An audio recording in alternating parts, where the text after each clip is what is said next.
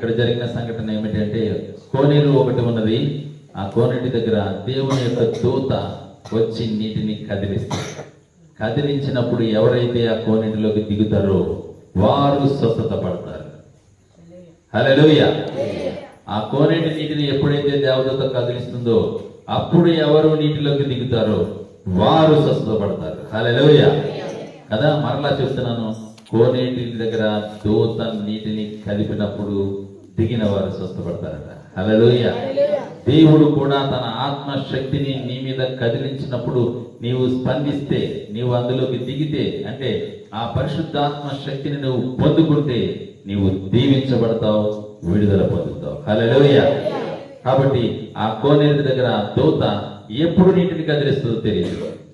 దేవుడు కూడా తన ఆత్మ అభిషేకాన్ని నీ మీద కుమ్మరించే సమయంలో నీవు అందుకోవాలి. ఎందుకంటే నీ స్వస్థత కోసం, నీ ఆరోగ్యం కోసం, నీ విడుదల కోసం, నీ ప్రార్థన అవస్థల్లో గొప్ప సమాధానం పొందుకోవడం కోసము నీవు దేవుని యొక్క ఆత్మశక్తి ఎక్కడ కదిలించబడుతుంది, దేవుడు ఎక్కడ పనిచేస్తున్నాడు, దేవుడు ఎలా పనిచేస్తున్నాడు అనే విషయాన్ని నువ్వు గుర్తుపడితే నీకు విడుదల కలుగుతుంది. యేసు ప్రభు వారు ఆ కోనేటి దగ్గర ఉన్న అతని దగ్గరకు వచ్చి, అయ్యా నువ్వు ఎందుకు బాగుపడలేదు అంటే, ఈ దూత కదిలించినప్పుడు నేను మంచం మీద ఉండే పేషెంట్ని, నేను కదలలేను, అనుకున్న చోటకి నేను వెళ్ళలేను, నన్ను దించేవారు ఎవరు లేదు.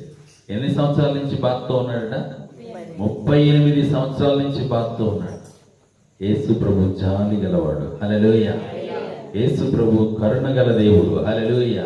యేసు ప్రభు బాగు చేసే దేవుడు, యేసు ప్రభు రక్షించే దేవుడు, యేసు ప్రభు స్వస్థపరిచే దేవుడు. హల్లెలూయా. అతని దగ్గరకు వచ్చి ఆయన స్వస్థపడగోరుచున్నావా అని వారిని అడిగారట. హల్లెలూయా. బాగుపడాలి అని కోరుకున్న వారిని అడుగుతున్నాడు యేసయ్య వచ్చి, నువ్వు బాగుపడాలనుకుంటున్నావా అని. హల్లెలూయా. అందుకే మేళ్లు పొందేవారు, రక్షణ పొందేవారు ఆశ కలిగి ఉండాలి. ఈ గొప్ప కార్యం నువ్వు చూడాలనుకుంటున్నావా అని దేవుడు నిన్ను అడిగితే నీవేం చెప్పాలి? అవును ప్రభువా, నీ మీద నాకు విశ్వాసం ఉంది, నేను స్వస్థపడాలని కోరుతున్నాను, ఆరోగ్యవంతుడు కావాలని కోరుకుంటున్నాను, మంచి మార్గంలో నడవాలని కోరుకుంటున్నానని దేవుడు నిన్ను అడిగితే నువ్వు వెంటనే సమాధానం చెప్పాలి, నేను స్వస్థపడగోరుతున్నానని. హల్లెలూయా. అయ్యా నేను ఈ కోనేటిలో నీరు కదులుతుంది చూస్తున్నాను, కానీ దించేవాడెవడు? ఎంత దూరం? కోనేటి పక్కనే ఉన్నాడు, కోనేటి ఒడ్డునే ఉన్నాడు. కానీ దేవదూత కదిలించడం కూడా తెలుస్తుంది, కానీ దిగలేక పోతున్నాడు. మనం కూడా చాలా మంది ఉంటాం, పక్కనే గొప్ప గొప్ప కార్యాలు జరుగుతుంటాయి, కానీ దిగడం అంటే మనము ఆ కోనేటిలో నీటిని కదిలించినప్పుడు, దేవదూత కదిలించిందంటే దాని అర్థం ఏంటి? దేవుడు ఆ కోనేటి నీటిని ముట్టాడు. దేవుని శక్తి ఆ నీటిలో ఉంది. ఆ నీటిని తాకలేకపోతున్నాడు, ఒడ్డు మీద ఉంటున్నాడు కానీ ఆ నీటిని తాకలేకపోతున్నాడు. ఎందుకు? దించేవారెవరు లేరు. అప్పుడు యేసు ప్రభు వారు అంటున్నారు కదా, నీవు లేచి నీ పరుపెత్తుకొని నడుమని చెప్పారట. హల్లెలూయా. యేసు ప్రభు ఎంత గొప్ప దేవుడు. నీ పరుపెత్తుకొని లేచి నడు. 38 సంవత్సరాల నుంచి ఉన్న పరుపు ఎలా ఉంటుంది? వాసన ఉంటుంది. ఉతుకుతారా? ఇది దిగడానికే లేదు, వస్తున్నాయి అక్కడ కదా. ఆ పరుపు 38 సంవత్సరాల నుంచి ఎంత వాసనతో అవుతుందో, ఎంత చెమటతో ఉందో, కానీ ఆయన ఏమన్నాడట? నీ పరుపు ఎత్తుకొని లేచి నడువు అన్నాడట. హల్లెలూయా. అంటే ఈ 38 సంవత్సరాల నుంచి ఇలాగా అనారోగ్యంతో ఉన్నవారి దగ్గరకు వచ్చి యేసు ప్రభు నువ్వు స్వస్థపడగోరుతున్నావా అని ముందడిగాడు. మనం కూడా నువ్వు బాగుపడాలని కోరుకుంటున్నావా? నువ్వు రక్షించబడాలని కోరుకుంటున్నావా? నువ్వు అభిషేకించబడాలని కోరుకుంటున్నావా? నువ్వు స్వస్థత పడాలి, విడుదల పొందాలని కోరుకుంటున్నావా? నువ్వు శోధనకరమైన పరిస్థితుల నుంచి బయటకు రావాలని కోరుకుంటున్నావా? నీ ఆర్థిక పరిస్థితి నుంచి బయట రావాలని కోరుకుంటున్నావా అని దేవుడు అడిగినప్పుడు అవును ప్రభు, అవును ప్రభు. అది చూడండి, 38 సంవత్సరాల నుంచి మనల్ని ఉంటుంటామా? ఇన్ని సంవత్సరాలు ఎవడుంటాడు? అంతసేపు ఉండట్లేదు, 6 నెలలు కూడా ఉండట్లేదు. ఎవడో పోతే పోయి తాడు కట్టించేస్తాం. ఆడ గ్రేట్ నిజంగా. 30 సంవత్సరాల నుంచి అక్కడే ఉన్నాడు, ఏ తాడు కట్టించుకోలేదు. నీవా 1000 రూపాయలు ఇచ్చి కట్టించావు, 2000 ఇచ్చి కట్టించావు, 3000 ఇచ్చి కట్టించావు, గుడ్డునే కట్టించేస్తావు. జంగవాడు చేతులు చెప్తే అది నమ్మేస్తా. అతను చూడండి 35 సంవత్సరాల రోగంతో బాధపడుతున్నాడు, కానీ ఖచ్చితంగా దేవదూత వస్తున్నాడు. ముందు దిగినోడు బాగుపడిపోతున్నాడు. హల్లెలూయా. ఎంతవరైతే దిగారో వాళ్ళందరూ మనకి ఎలా ఉంటుంది? 35 సంవత్సరాల నుంచి ఎన్ని వందల మంది స్వస్థపడిపోయి వెళ్ళిపోతున్నారు వీళ్ళు కళ్ళ ముందు.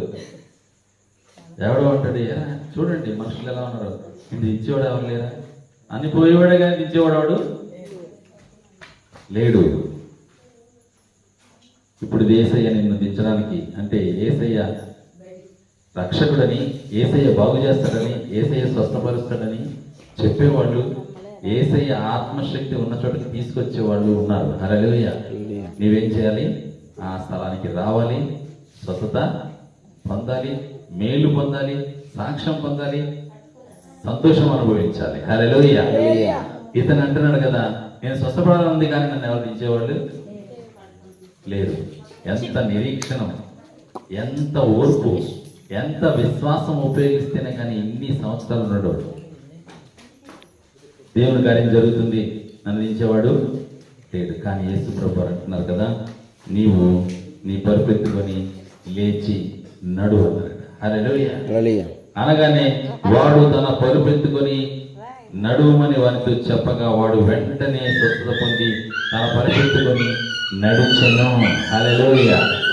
తన పరుపెత్తుకొని నడిచెను. హల్లెలూయా. మనము కూడా దేవుని మాట విందుము గాక.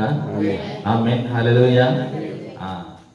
ఎందుకు పరుపెత్తుకొని నడిచే పరిస్థితి వచ్చిందంటే, కోనేటిలో నీటిని కదిలిస్తున్నవాడే ఈయన. హల్లెలూయా.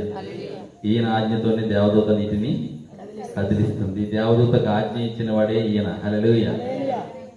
అయితే నువ్వు స్వస్థపడగోరుతున్నావా అన్న 35 సంవత్సరాల చిన్నవాడిని అడిగితే వాడికి ఇసుకొస్తుంది కదా, మరి ఎందుకున్నాడు ఇక్కడ అంటాడు. మనమైతే చిరాకు వచ్చేసి సమాధానం చెప్తాం, మరి ఎందుకున్నా అర్థం కావట్లేదు. కానీ అతని ఓర్పు చూడండి, అన్ని సంవత్సరాలు ఉన్నాడు. మనం ఒక్క సంవత్సరం ఉండట్లేదు. ఇందాక ఏసగా చెప్పినట్టు 7 వారాలు వెళ్తే ఇంకా అయిపోయింది అనుకుంటాం, లెక్కెట్టుకుంటాం మనం కదా. కానీ దేవుడు అనంతమైనటువంటి సమృద్ధికరమైనటువంటి ఆత్మీయ జీవితాన్ని ఇవ్వడానికి వచ్చాడు. వీడు 7 కాదు, 14 కాదు, 49 కాదు, 59 కాదు, 38 సంవత్సరాలు. కానీ అతని విశ్వాసం విడిచిపెట్టలేదు. అతని విశ్వాసాన్ని దేవుడు చూశాడు. దేవుడే అతని విశ్వాసాన్ని గమనించి అతని దగ్గరకు వచ్చాడు. దగ్గరకు వచ్చి అతనితో మాట్లాడాడు. హల్లెలూయా. అతనితో మాట్లాడి అతని విశ్వాసాన్ని అడిగాడు, నీకు నమ్మకం ఉందా? నాకు నమ్మకం ఉంది, అయితే నేను దించను.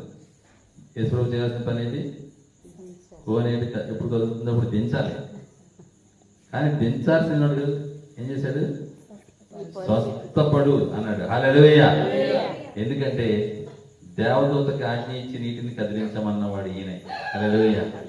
కాబట్టి ఆయన ఎక్కడైనా నీటిని కదిలించగలడు, ఎక్కడైనా తన ఆత్మకార్యము చేయగలడు. దేవదూత కదిలించే దాకా నేను ఆలస్యం చేయను, కానీ నీ విశ్వాసాన్ని బట్టి, నీ నమ్మకాన్ని బట్టి నీ పరుపెత్తుకొని లేచినడు అన్నాడు. హల్లెలూయా. వాడు వెంటనే తన పరుపెత్తుకొని లేచి నడిచాను. చెప్పండి కూడా దేవుడు. ఆ దేవుడు సజీవుడిగా మన మధ్య ఉన్నాడు. ఎన్నో సాక్ష్యాలు మనం విన్నాం. ఏస గారు చెప్పారు, భాగ్యస్తుంది, ప్రభావిస్తూ చెప్పారు కదా. ఇంకోటి చెప్పారు, డేవిడ్ బ్రదర్ చెప్పాడు, క్రిస్మస్ బ్రదర్, జీవరత్న బ్రదర్ చెప్పాడు. కొంతమంది అయితే చెప్తే ఆలస్యం అయిపోద్దేమో, వీళ్ళు ముందుకుపోవాలి. కొంతమంది టైం ఎక్కువ అయిపోద్దేమో.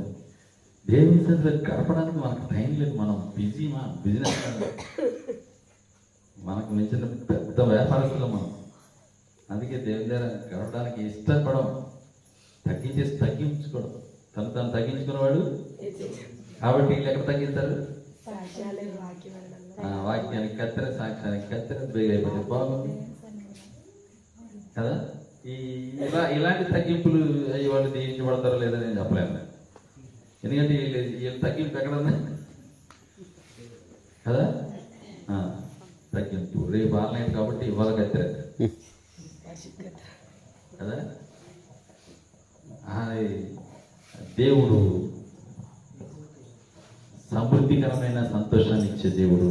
అలాంటి దేవుని కుమారుడుగా కుమార్తెగా నీవు ఓర్పుతో సహనంతో దేవుని యొక్క మాట కోసం, దేవుని యొక్క వాగ్దానం కోసం కనిపెట్టాలి. ఈయన కోనేటిని కదిపించేవాడు ఈయన దేవదూత చేత. ఆయనే వచ్చి నీ పరిపెట్టుకొని లేచినాడు అనగానే వాడు లేచి నడిచాడు, సంతోషంతో ఎక్కిపోయాడు. హల్లెలూయా. మన జీవితాల్లో కూడా యేసు ప్రభు మనల్ని గమనిస్తున్నాడు, మన విశ్వాసాన్ని పరీక్షిస్తున్నాడు, మన నమ్మకాన్ని ఆయన గమనిస్తున్నాడు. మనము ఆయన వైపే మన దృష్టి ఉంచుదాం గాక. ఆమేన్. హల్లెలూయా.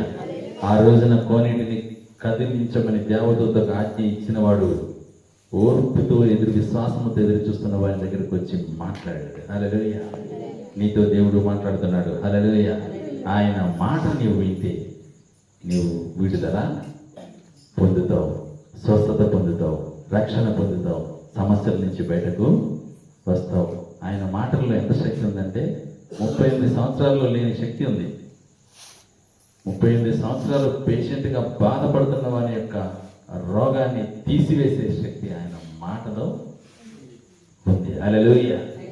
ఆయన మాటల్లోని విడుదల మనమందరం అనుభవించడం గాక. ఆమేన్. హల్లెలూయా. ఆ దేవుడు మనల్ని ఆత్మతో నింపబడడానికి చేస్తున్న ప్రయత్నంలో మనము విధేయత చూపించదుము గాక. ఆమేన్. హల్లెలూయా. ఇంకా మరొకడైతే ఇంటికి ఫోన్ చేసి, ఎవరే 30 సంవత్సరాలు అయిపోయిందా ఇంటికి పట్టుకెళ్ళి పెట్టాడు నన్ను. ఇంటి దగ్గర అయితే ఫ్యాన్ ఉంటుంది, లైట్ ఉంటుంది. అప్పుడు 30 సంవత్సరాలకి అప్పుడు లైట్లు ఉన్నాయి లేవో కోనేటి దగ్గర కదా. రాత్రి అయితే మరి ఏం తినేవాడో, ఎవరు తెచ్చి పెట్టేవారో చెప్పేవాడు. ఇంటి దగ్గర క్యారెట్ చేశారని అనేవాడు. తినేసి ఇక్కడే ఉంటాను ఎప్పుడు కదా. అంటే ఇప్పుడు మన వాళ్ళు ఇప్పుడు కానీ అలాంటిది ఏమైనా జరిగితే ట్రాఫిక్ జామ్ అయిపోతుంది. ఎందుకంటే దూకక్కర్లేదు, సినిమాలు మనక్కర్లేదు, టీవీ మనక్కర్లేదు, రాగానే దిగిపోతే సరిపోతుంది. సినిమాలు టీవీలు ఉండిపోతాయి, కళ్ళు చాలా ప్రాంతాలు ఉండిపోతాయి, ఎక్కడ కూడా బాగు పడిపోవచ్చు. కానీ అతను ఎలా ఎదురు చూస్తున్నాడు, నేను ఎలాగైనా స్వస్థపడాలి, ప్రాంతం పొద్దున్న క్యారేజ్, మధ్యాహ్నం క్యారేజ్, సాయంత్రం క్యారేజ్ తీసుకురండి, అక్కడే ఉన్నాడు. మనం అంత ఓర్పుతో ఉంటాం ఉండం. ఎన్నిసార్లు ప్రార్థన నేను జరగట్లేదండి, ఇది మాత్రం తొందరగా అంటాం. సరిగ్గా ప్రార్థన చేస్తాం, ఒప్పుకోం, చెయ్యలేదు దేవుడు అంటాం కదా. మనం లోపడం దేవుడికి చెడ్డ పనులు చేస్తున్నాం, నేను రక్షణ పొందాలి, మారు మనసు పొందాలని నీకు నేను ఒప్పుకో. దేవుడు రక్షించట్లేదు, దేవుడు అభిషేకించట్లేదు. అంటే నువ్వు అక్కడికి 100% నువ్వు చేయాల్సిందంతా చేసేసినట్టు మాట్లాడతావు. కానీ అది కాదు. నీవు తగ్గించుకొని ఓర్పుతో దేవుని కొరకు నువ్వు కనిపెట్టాలి. హల్లెలూయా. ఇతడు దేవదూత కోసం కనిపెట్టాడు, కానీ దేవుడే వచ్చాడు. హల్లెలూయా. దేవదూత కోసం కనిపెట్టాడు, కానీ దేవుడే వచ్చి మాట్లాడుతున్నాడు. నీవు స్వస్థపడగొడుతున్నావా, నీవు విడుదల పొందగొడుతున్నావా దురాత్మ శక్తి నుంచి, నీవు మంత్రశక్తి నుంచి బయటకు రావాలని కోరుకుంటున్నావా, చెడుతనం నుంచి బయటకు రావాలని కోరుకుంటున్నావా, నీ ఆత్మ యుగయుగాలు తరతరాలు రక్షణ పొంది దేవుని అభిషేకం పొందుకోవాలని నువ్వు కోరుకుంటున్నావా అని దేవుడు నేను అడిగితే, ప్రభువా నా రక్షణ కోసం నేను 38 సంవత్సరాల నుంచి ఎదురు చూస్తున్నాను ఎవడు లేదు. ప్రభువా 30 సంవత్సరాల నుంచి నువ్వు నన్ను రక్షిస్తావేమో, నా పాపం నుంచి విడుదల చేస్తావేమో, పాపం మానిపిస్తావేమో అని ఎదురు చూసేవాడు ఎవడు లేదు. కానీ దేవుడు మనల్ని అడుగుతున్నప్పుడు మనము దేవునికి మన పూర్తి విశ్వాసాన్ని తెలియజేయాలి. అవును ప్రభువా, నేను పరిశుద్ధంగా ఉండి నీవు ఇచ్చే రక్షణ కోసం, అభిషేకం కోసం నేను ఎదురు చూస్తున్నాను ప్రభువా అనే హృదయాలను ఆయన మేలుతో తృప్తిపరిచే దేవుడు. హల్లెలూయా. అలా ఉండడానికి దేవుడు మనకందరికీ సహాయం చేయను గాక. దేవుడి మాటలు దీవించను గాక. ఆమేన్.